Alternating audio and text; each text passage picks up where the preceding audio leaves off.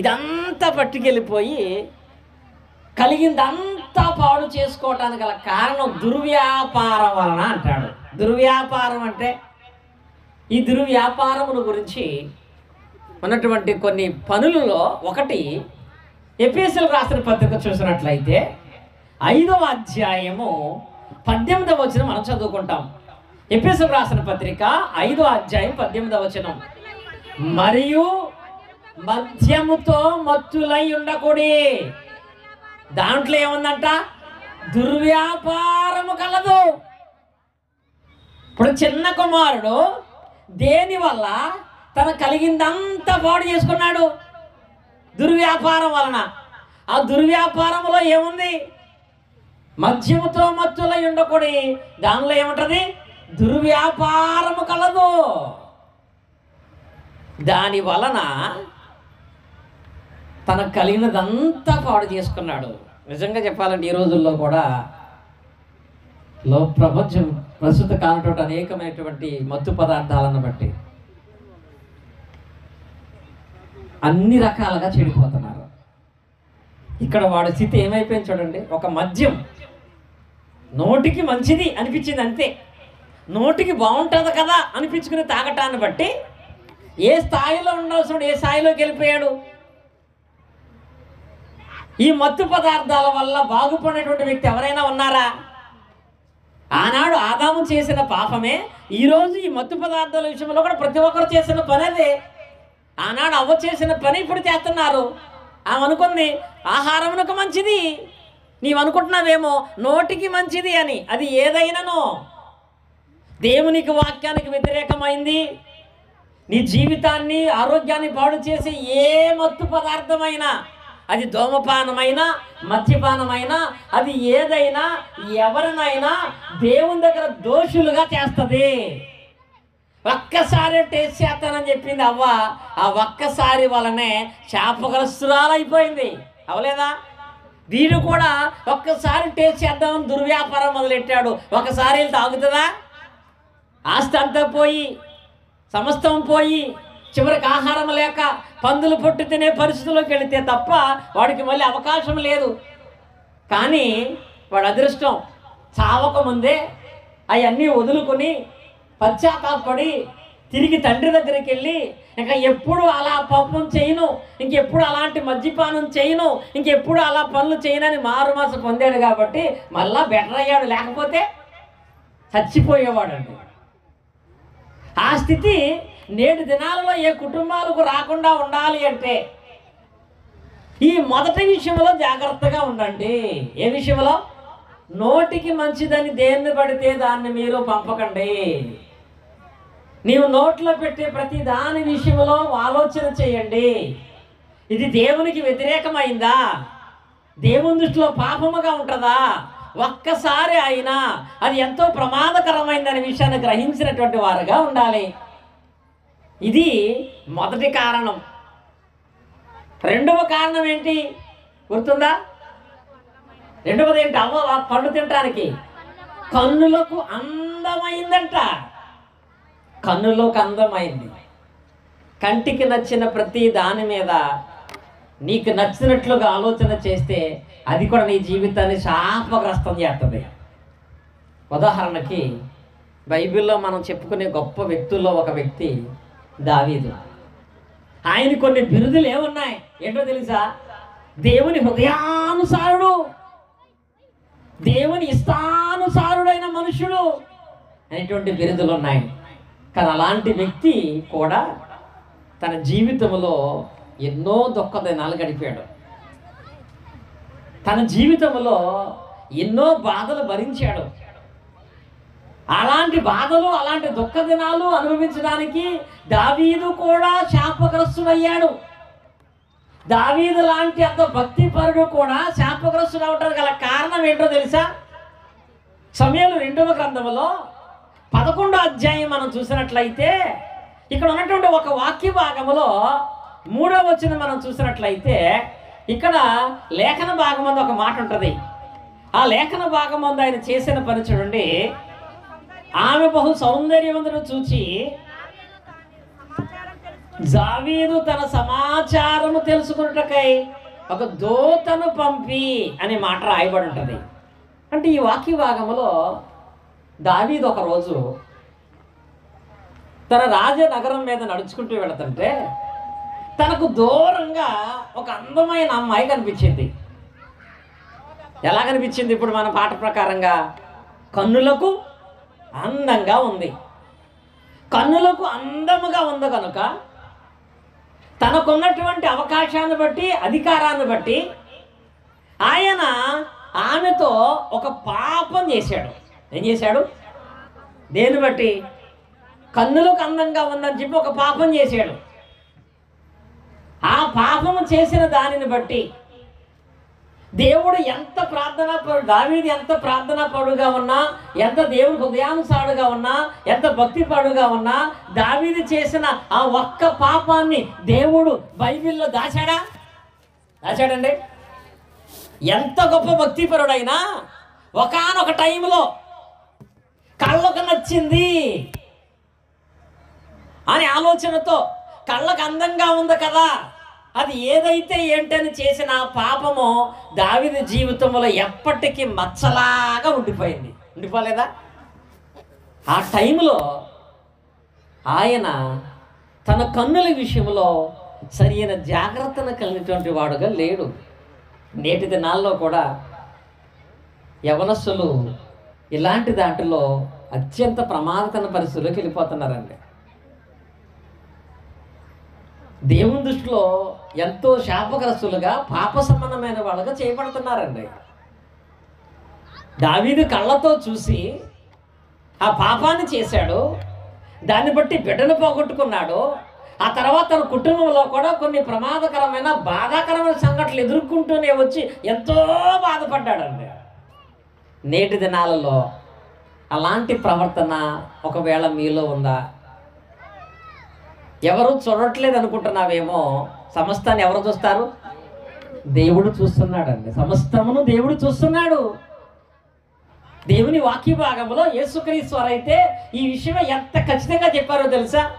మత్తయి సువార్త 5వ అధ్యాయము 27వ వచనం చదువుకున్నట్లయితే అక్కడ అంటాడు, పాత నిబంధన భాగములో వ్యభిచారం చేయవద్దని చెప్పడిన మాట మీరు విన్నారు కదా, నేను మీతో చెప్పినదేమనగా, ఒక స్త్రీని మోహపు చూపుతో చూసి ప్రతివాడు కూడా అప్పుడే తన హృదయములో ఆమెతో ఏం చేస్తున్నాడు? వ్యభిచారము చేయుచున్నాడు. అనగా దావీదు చూసి ఆమెతో పాపము చేస్తే అప్పుడు శాపగ్రస్తం అయ్యాడు. కానీ ఇప్పుడు ఏమన్నాడో తెలుసా? మీరు మీ మనసులలో దీన్ని జాగ్రత్తగా ఉంచుకొని జాగ్రత్తగా ఉండండి. మీ పిల్లల విషయంలో కూడా ఖచ్చితంగా చెప్పండి. ఇలాంటి విషయాలు ఏం చెప్తామంటే, సమాజంలో జరుగుతున్న వాటిని చూస్తున్నప్పుడు చేయటం కంటే చెప్పి ఖండించడం మంచిదే కదా. ఇక్కడ అంటున్నాడు, ఒక స్త్రీతో పాపం చేయటం కాదు, మనసులో ఆలోచన వస్తే చాలు, అప్పుడే నీ హృదయంలో ఆమెతో పాపం చేసినట్లే. ఆ ఆలోచన, ఆ తలంపు నీ జీవితంలో ఒకవేళ మచ్చలాగా ఉండిపోద్దేమో. అవ్వ కూడా కన్నులకు అందంగా ఉంది, అదొకటే అందంగా ఉందా లేదా, అందంగా ఉందా లేదా, అందంగా ఉందా లేదనుకుని తప్ప, ఇది అందంగా ఉంది కానీ దేవుడికి నచ్చుతుందా, ఇది అందంగా ఉంది కానీ మంచిదేనా, ఇది అందంగా ఉంది కానీ చేయొచ్చు అని ఆలోచించలేదండి. మరి నేడు దినాలలో నీవు దేహ సంబంధమైన అందాన్ని మాత్రమే ప్రేమించేవాడుగా తప్పు చేస్తే దానివల్ల వచ్చే పరిణామాన్ని ఇప్పుడు కూడా మనం మార్చుకోలేము. దావీదు లాంటి వాడే తప్పించుకోలేదు. దావీదు లాంటి వాడు చేస్తేనే దేవుడు దాన్ని దాయలేదు. బైబిల్లో దాన్ని కూడా దేవుడు రాశాడు, హెచ్చరికగా ఈరోజు మనకిచ్చాడు. యేసుక్రీస్తు తెలియపరుస్తున్నారు, మీరు ఒకవేళ అలాంటి మనస్సు మీలోకి వస్తుందేమో మీరు జాగ్రత్త కలిగి ఉండండి. ఈ విషయాల గురించి యోబు గారు అయితే ఏమంటారో తెలుసా? యోబు గ్రంథంలో 31వ అధ్యాయం మనం చూసినట్లయితే 1వ వచనంలో ఒక మాట ఉంటుంది. ఏమిటో తెలుసండి? నేను నా కన్నులతో నిబంధన చేసుకుంటేని, కన్యకు నేను ఎలాగూ ఏం చేసుకున్నాడంట? నిబంధన. ఏం చేసుకోవాలంట? నేను నా కన్నులతో నిబంధన చేసుకుంటేని. ఎప్పుడన్నా చేసుకున్నారా మీరు నిబంధన? అన్న చేసుకుంటామా? ఎవరైనా ఒక అబ్బాయి ఉన్నాడు, చాలా అందంగా ఉన్నాడు, అతని వైపు నువ్వు చూసినప్పుడు నీవు ఎలాంటి నిబంధన చేసుకోవాలంటే, ఎవరైనా ఒక అబ్బాయి అందంగా కనపడుతున్నాడంటే అతను చూసినప్పుడు ఒకవేళ నా మనసులో ఒక దురుద్దేశం కలుగుతుందేమో అనిపిస్తే ఏం చేయాలి? నువ్వు అతని వైపు చూడకూడదు. అమ్మాయి అయినా సరే, ఆ అమ్మాయి అందంగా ఉంది, అతను చూసినప్పుడు, ఆ అమ్మాయిని చూసినప్పుడు నీ మనసులో బుద్ధి పుడుతుందంటే నువ్వు అమ్మాయిని ఏం చేయాలి? చూడటం మానేయాలి. లేదు, ఆ అమ్మాయిని చూసే పరిస్థితి ఏముందంటే అసలు ఆ ప్లేస్లోనే ఉండకుండా, ఎందుకో తెలుసా? నువ్వు ఆ అబ్బాయిని ఆ అమ్మాయిని చూస్తాం ఎవరికి తెలియదేమో. ఎవరికి తెలుసు? దేవునికి తెలుసు.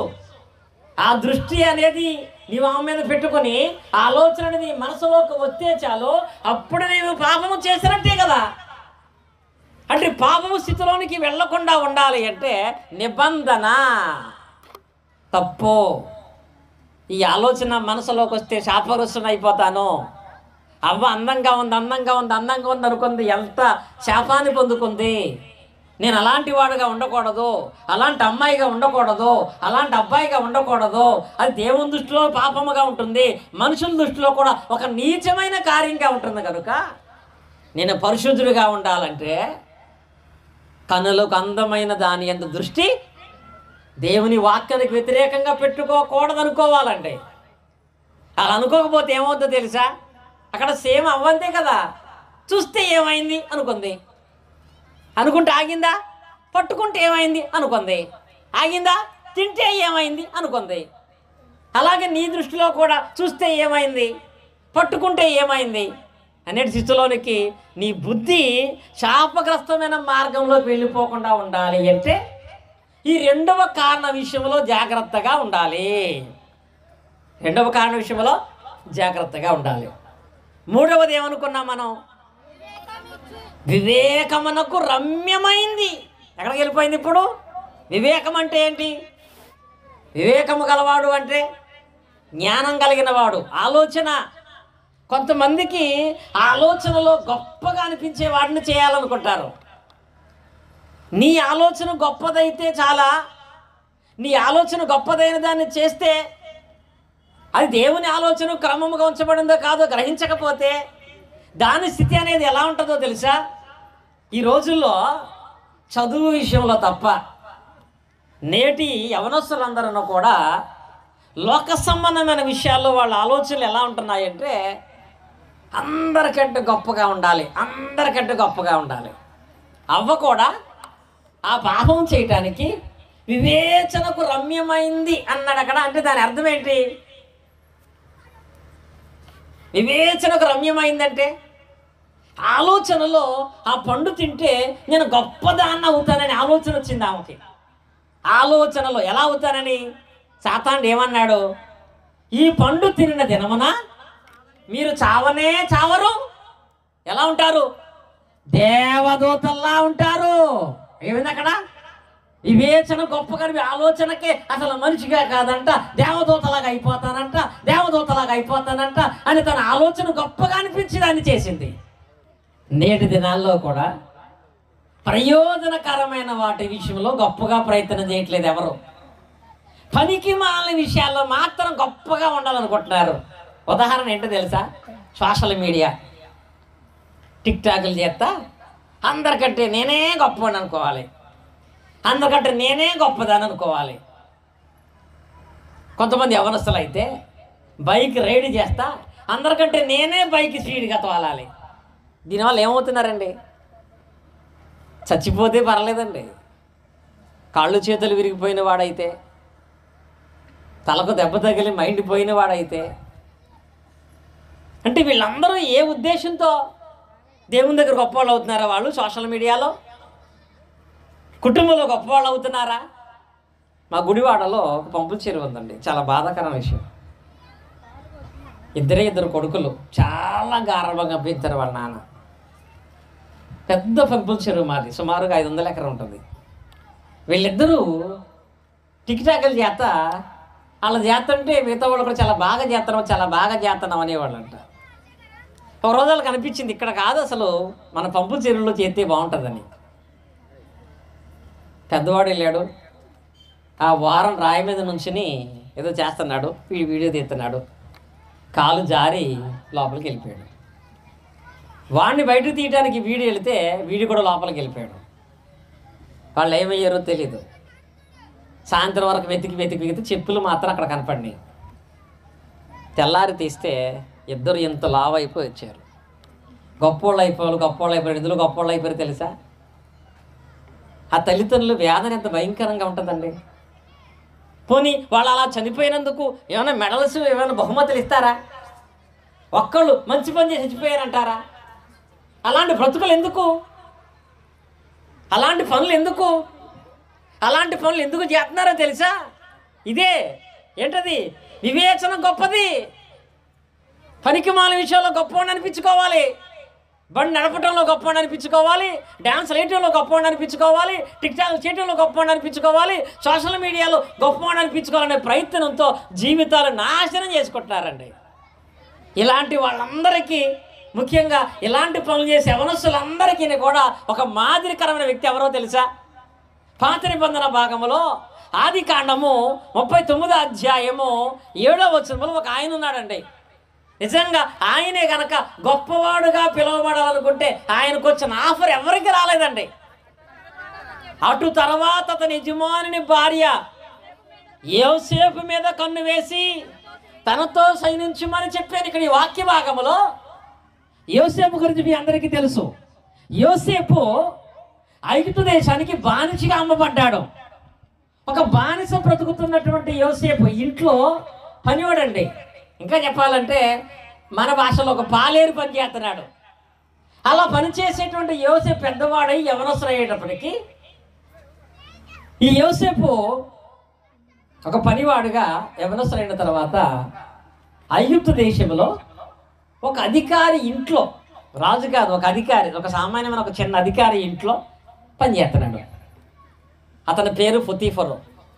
పొతీఫర్ ఇంట్లో పనిచేస్తుంటే ఆ ఇంటిలో ఆ అధికారి యొక్క భార్యే వచ్చి యోసేపుతో, నీవు నాతో కలిస్తే, నాతో ఏకీభవిస్తే నీకు మంచిదంట. నిజమే, యోసేపు నిజంగా మనుషుల్లాగా, అనగా ఈ సాతాను సంబంధమైన స్వభావం కలిగినటువంటి వాడుగా, అవ్వలాగా ఆలోచిస్తే ఏమనుకునేవాడు? నిజంగా ఆమెతో చేతులు కలిపితే ఆయన లైఫ్ ఎలా ఉంటుంది? పని చేసిన అవసరం ఉందా? ఆయన ఉన్నప్పుడు పని చేస్తాడు, మిగతాప్పుడు ఈ పని చేయాల్సిన పని లేదు. ఏం కావాలంటే అది ఇస్తుంది. ఎవదా? పొతీఫరు భార్య ఆయనకి ఏం కావాలంటే అది ఇస్తుంది. డబ్బులు ఇస్తుంది, బంగారం ఇస్తుంది, అన్ని భోగాలు అనుభవించవచ్చు. నిజమే కదా? మంచి ఆఫర్ కదా. యవన కాలంలో ఈ బానిస బ్రతుకుతున్న నాకు మంచి ఆఫర్ వచ్చింది. ఎంతకంటే గొప్ప ఆఫర్ ఏముంది? ఎంతకంటే గొప్ప అవకాశం ఏముంది? ఈ అవకాశం సద్వినియోగం చేసుకోవాలని యోసేపు అనుకున్నాడా? పొతీఫరు భార్య వచ్చి ఆలోచించి ఒకసారి, ఎంతకంటే మంచిది లేదు, ఎంతకంటే గొప్పదయ్యే మార్గం లేదు, నువ్వు ఎలాంటి పాపం చేయాల్సిందే, వివేచనకి ఇంతకంటే రమ్యమంది లేదు అంటే ఆ భార్యతో ఆయన ఏమన్నాడో తెలుసా? 39లో, నీవు అతని భార్య అయినందున నిన్ను తప్ప దేనిని నాకు అప్పగింపకై ఉండలేదు కాబట్టి నేనెట్లు ఇంత ఘోరమైన దుష్కార్యము చేసి దేవునికి విరోధముగా. ఇక్కడ చూడండి, అక్కడ పొతీఫరు భార్య దగ్గర, యోసేపు దగ్గర దేవుడు కనపడుతున్నాడా? కానీ యోసేపుకు దేవుడు అంటే భయం ఉంది. అందుకే అంటున్నాడు, నువ్వు చెప్పిన ఐడియా బాగానే ఉంది, ఇది చాలా గొప్పదే, ఈ ఐడియా ఫాలో అవుతే నేను బాగానే ఉంటానేమో, కానీ ఇది దేవుని దృష్టికి గొప్ప విరోధముగా ఉంటుంది. ఆనాడు అవ్వ కూడా ఏమనుకుంది? వివేకానికి రమ్యమైంది అనుకుంది. కాబట్టి దేవదూతల్లా ఉంటామేమనుకుంది. ఆ ఒక్క కారణాన్ని బట్టి, తాను చేసిన పాపాన్ని బట్టి ఎంత శాపగ్రస్తరాలుగా చేయబడిందో ఆయనకి తెలుసు. అందుకే యోసేపు అన్నాడు, అమ్మా నేనైతే ఇంత దుష్కార్యము చేసి దేవునికి విరోధిని మాత్రం నేను, నాకెందుకు? దేవునికి విరోధమైనటువంటి, సమాజంలో పనికి మాలినటువంటి, మనుషులకు నచ్చనటువంటి పనులు నేనెందుకు చేయాలి? దానివల్ల జీవితం ఎందుకు పాడు చేసుకోవాలి? దానివల్ల కుటుంబాన్ని ఎందుకు బాధ పెట్టాలి? దానివల్ల అవమానం ఎందుకు పొందాలి? ఎందుకు ఎలాంటి పనులు? మంచి పనిగా దాసుడిగా బ్రతికినా పర్లేదు, కానీ గొప్ప అవ్వాలని వక్రమైన మార్గంలో బతకటం అనేది మంచిది కాదు అని యోసేపు అనుకున్నాడు. అలా ఆ వివేకమునకు రమ్యమైంది అనుకున్నా అది దేవునికి ఇష్టమైనది కాదు అని భావించాడు. కాబట్టే ఏమయ్యాడు? ఒక మంత్రి, ఒక అధికారి ఇంట్లో గొప్పవాడు అవ్వటంలో ఆ మార్గము సరి అయింది కాదు, దేవునికి భయపడుతున్నానని దానికి ఆగాడు. కాబట్టే ఆ తర్వాత దేనికి అధికారి అయ్యాడు? ఐగుప్తు దేశం అంతటి మీద గొప్ప అధికారి అవ్వగలిగాడండి. అంటే తన ఆలోచన గొప్పదిగా కనపడినా అది దేవునికి విరోధమైంది అనుకున్న వెంటనే దాన్ని ఆపు చేసుకోగలిగాడు. కాబట్టే అతను ఐగుప్తు దేశం అంతటి మీద కూడా గొప్ప అధికారి యొక్క స్థానంలో నిలబడి ఉన్నట్లుగా మనం చూస్తున్నాం. నీకు అర్థమైందా? ఈ 3 విషయాలలో ప్రతి ఒక్కరూ, ముఖ్యంగా యవనస్తులైనటువంటి వాళ్ళు జాగ్రత్తగా ఉంటేనే భద్రత కలిగి ఉంటారు. ఏ 3 చెప్పండి ఒకసారి. ఏ 3? నోటికి మంచిదా అని అనుకుంటే మాత్రమే సరిపోదు. రెండవది, కనులకు అందమైంది అనుకుంటే సరిపోదు. మూడవది, వివేచనకు రమ్యమైంది అని అనుకుంటే సరిపోదు. అక్కడ ఆ వాటిని బట్టే నోటికి రుచిగా ఉంటుంది, కనులకు అందంగా ఉంది, ఆలోచనకు రమ్యమైందిగా ఉంది అని చేసి దేవుని దృష్టిలో పాపం చేసింది. కనుక ఇలాంటి కార్యాల వలన దేవుని దృష్టిలో మనము విరోధముగా కనపడకుండా ఉండాలి అంటే వీటి విషయంలో జాగ్రత్తగా ఉండాలి. ఏటి విషయంలో? నోటి విషయంలో, చూపు విషయంలో, ఆలోచన విషయంలో జాగ్రత్త కలిగి ఉంటే యవనస్తులు అలాగే ప్రతి ఒక్కరి జీవితాలు భద్రముగా ఉంటాయి. ఎందుకో తెలుసా? ప్రాముఖ్యంగా దేవుడు యవనస్తుల విషయంలో మాట్లాడిన మాట యోహాను రాసిన మొదటి పత్రిక మనం జ్ఞాపకం చేసుకున్నట్లయితే 2వ అధ్యాయము 24వ వచనంలో చెప్తాడు ఆయన. ఏమంటో చూడండి, చిన్నపిల్లలారా మీ తండ్రిని ఎరిగి ఉన్నారు కనుక మీకు వ్రాయిచున్నాను, తండ్రులారా మీరు ఆదిని ఉన్నవారిని ఎరుగున్నారు కనుక మీకు వ్రాయిచున్నాను, యవనస్తులారా మీరు బలవంతులు, దేవుని వాక్యము మీ యందు నిలిచి ఉన్నది. యవనస్తులు ఏమై ఉన్నారంట? బలవంతులు. దేనికి? బైక్ రైడ్ చేయటాగా, టిక్టాకులు చేయటానికా? దేనికి? యవనస్తులారా మీరు బలవంతులు, ఎందుకనగా దేవుని వాక్యము మీ యందు నిలిచి ఉంటుంది. దేవుని వాక్యము మీలో ఉంటే, వాక్యమే దేవుడై ఉన్నాడు కనుక దేవుడే మీతో ఉన్నట్లు. యోసేపుకి దేవుని వాక్యం మనసులో ఉంది కాబట్టి అంత నాశనకరమైన ఎన్ని అవకాశాలు వచ్చినా దానికి లోబడలేదు. ఆ వాక్యం తన మనసులో ఉంది కాబట్టి ఆ వాక్యమైన బలము చేత ఆ పాపాన్ని ఎదిరించగలిగాడు కాబట్టి ఐగుప్తు దేశం అంతటి మీద గొప్ప అధికారిగా చేయబడ్డాడు. అలాగే మీలో కూడా ఉండాలి, దేవుని వాక్యము నిలిచి ఉండాలి. మీకా గ్రంథములు ఏమంటాడో తెలుసా? 3:27 వచనంలో అక్కడ అంటాడు, యవన కాలమున కాడి మోయుట నరునికి మేలు అంటాడండి. యవన కాలమున కాడి మోయుట. ఏ కాడి? యవనస్తుడు అయ్యేటప్పటికి ఆడి మీద కాడేద్దాం అనుకుంటారు. ఏ కాడంటే కుటుంబం యొక్క కాడి, చేసిన అప్పుల కాడి, ఆడు కుటుంబ కాడి, చేసినటువంటి అప్పుల కాడి, మీ కుటుంబ అవసరాల భారమైన కాడి వాడు మొయ్యాలంటే ముందు వాడు యవ్వన వయసుకు రాగానే వాడి మెడ మీద వేయవలసిన కాడేంటో తెలుసా? దేవుని వాక్యం అనే కాడేయాలి. వాక్యం అనే దాంట్లో వారిని నిలబెట్టాలి. ఆ వాక్యం అనేది వాడి లోపల ఉంటే యోసేపులాగా ఎలాంటి ప్రమాదకరమైనటువంటి పాప సంబంధమైన వచ్చినా వాడు తొలగిపోడు, క్షేమంగా ఉంటాడు. యోసేపుకి వాక్యము లోపల ఉంది కాబట్టి ఆ వాక్యం వలన ఆయనే మేలు పొందిన, కుటుంబం కూడా మేలు జరిగిందా? ఏం జరిగిందండి? యోసేపు ఆ కాడిని కలిగి ఉంటాను బట్టి ఆయన మాత్రమే కాకుండా అతని కుటుంబం అంతా మేలు పొందుకున్నారు.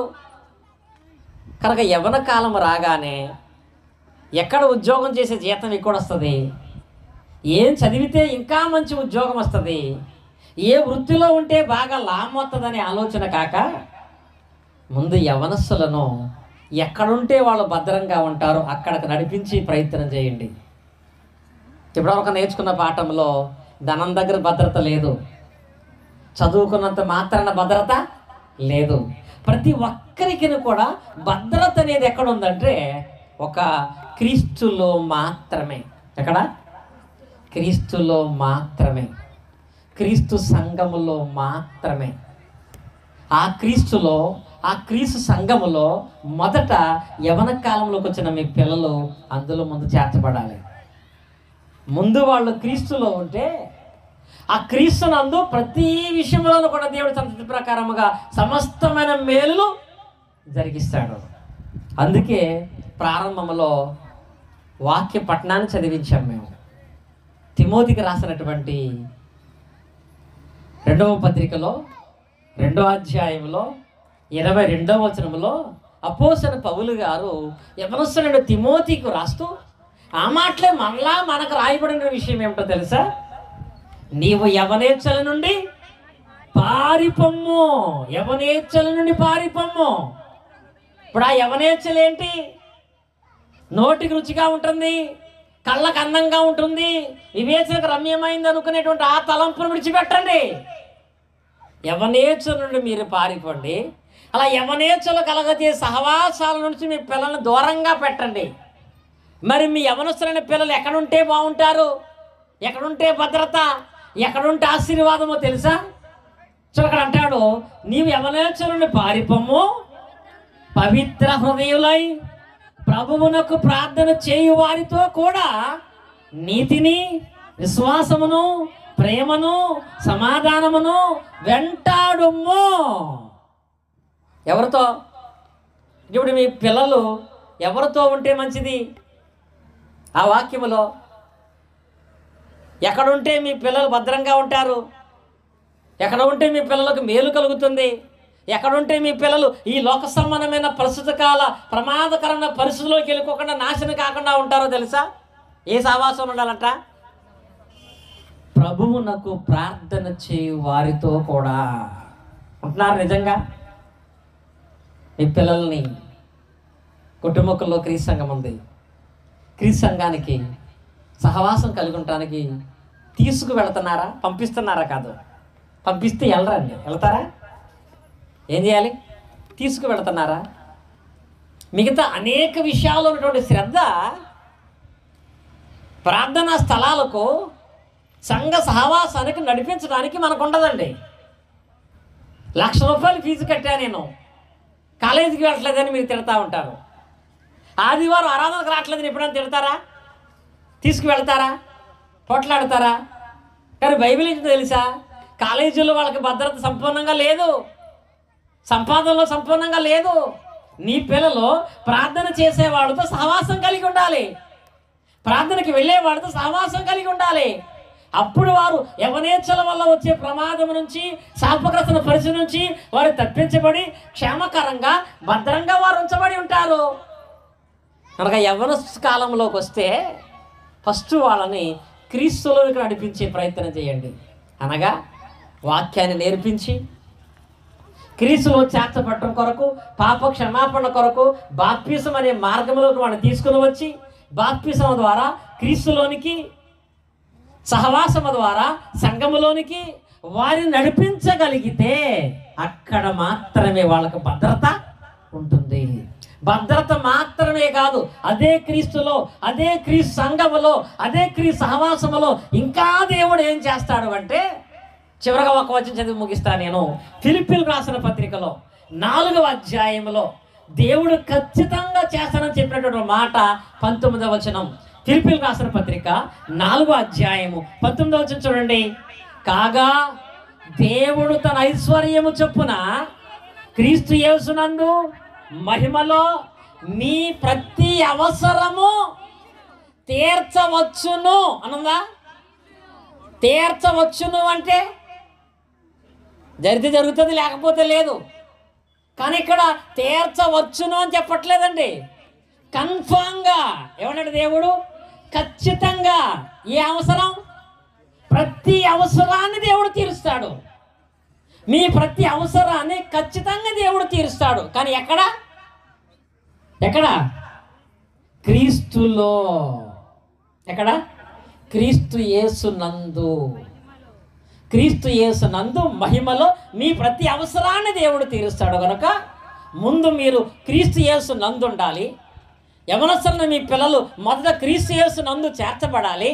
అప్పుడు మీరు మీ కుటుంబము క్రీస్తు యేసు నందు, క్రీస్తు యేసు యొక్క సంఘములో, క్రీస్తు యొక్క సంఘములో చేర్చబడిన వాళ్ళైతే భద్రత మాత్రమే కాకుండా ప్రతి అవసరాన్ని మీ అందరి జీవితాల్లో దేవుడు తీర్చుతాడనే మాట లేఖనాల్లో చెప్పబడింది కనుక యవనస్తున్న పిల్లలు కలిగిన తల్లిదండ్రులు ఈ 3 జాగ్రత్తలు పాటించండి. ఈ 3 జాగ్రత్తలు పిల్లల విషయంలో మీరు హెచ్చరించండి. ఏంటది చెప్పండి? ఆహారానికి మంచిది అనుకుని తప్పు, కంటికి అందమైనది అనుకుని మాత్రమే తప్పు, వివేచనకు రమ్యమైంది కాదు. ఈ 3 కంటే ముందు దీనికి అంగీకారమా అది ఆలోచించమనండి. దీనికి అంగీకారం అయితే నువ్వు అన్ని విషయాలలో కూడా వర్ధిల్లుతావు. దీనికి అంగీకారం కాకపోతే ఏమవుతాం? మనం శాపగ్రస్తులముగా, దేవునికి విరోధములుగా చేయబడి జీవితాలు నాశనం చేసుకునే పరిస్థితుల్లోకి వెళ్ళిపోతాం.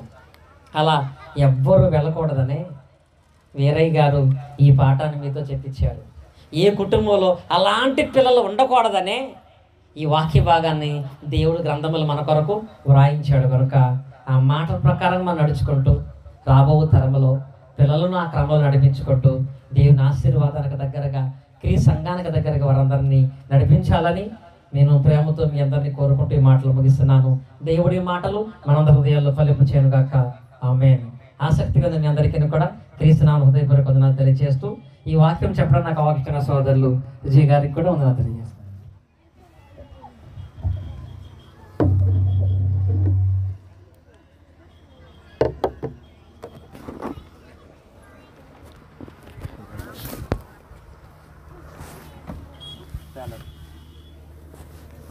హలో, చాలా సంతోషం అండి. చక్కటి వర్తమానాన్ని వినిపించి ఉన్న ప్రభునందు మా సహోదరులు రాజ్ కుమార్ గారికి మరొకసారి సంఘం తరపున, మా కుటుంబం తరపున హృదయపూర్వక వందనాలు తెలియచేస్తున్నాం.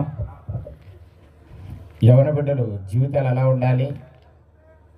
చూపుకో లేక మనకు ఆలోచనకో కాదు, కానీ దేవుని యొక్క ఆలోచనకు అనుకూలమైన జీవితాలు జీవించాలి. అది యవనస్తులైనా సరే, దేవుని బిడ్డలుగా ఉండగోరు వారు ప్రతి ఒక్కరు. అలాంటి యవన బిడ్డల గురించి వారు ఎలాంటి జీవితంలో జీవించేవారు ఉన్నట్లయితే దేవునికి ఆశీర్వాదం పొందుతారో అన్న విషయాలను ధారాళంగా ప్రకటించున్న సహోదరులకు మరొకసారి హృదయపూర్వక వందనాలు తెలియజేస్తున్నాం. ఈ యొక్క సమయంలో మనకు ఆహ్వానాన్ని మన్నించి అనేక మంది సహోదరులు వచ్చి ఉన్నారు. వారిని సభ మీదకి ఆహ్వానించుకున్న తర్వాత ఈ యొక్క కార్యక్రమంలో ఒక చిన్న కీర్తన పాడుకొని తర్వాత క్రమంలోకి మనం వెళ్దాం. గమనించండి, దూర ప్రాంతంలో అనేక రాష్ట్రాల్లో